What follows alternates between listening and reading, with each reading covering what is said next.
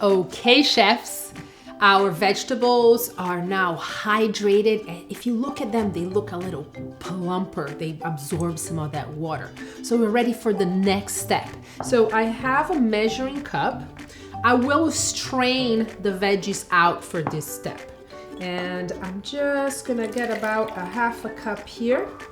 And I'm gonna put into a bowl.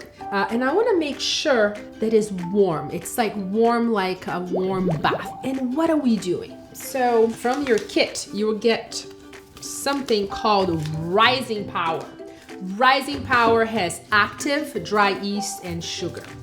So the science here, folks, is that as we add to the warm water with a little bit of sugar, what it does is it eats up the sugar and it burps some carbon dioxide. It burps.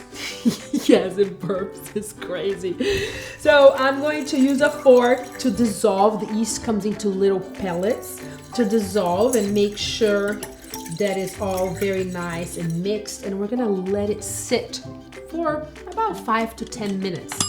I'm gonna give you a fun little fact. That foam on top was called a raft.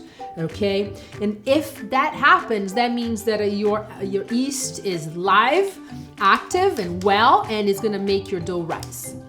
If that doesn't happen, what do?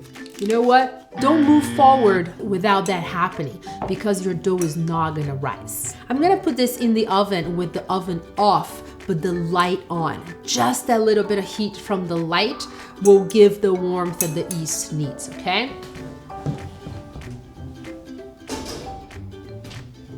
And we will later on need that oven in that kind of temperature. So you're just moving right along with your recipe.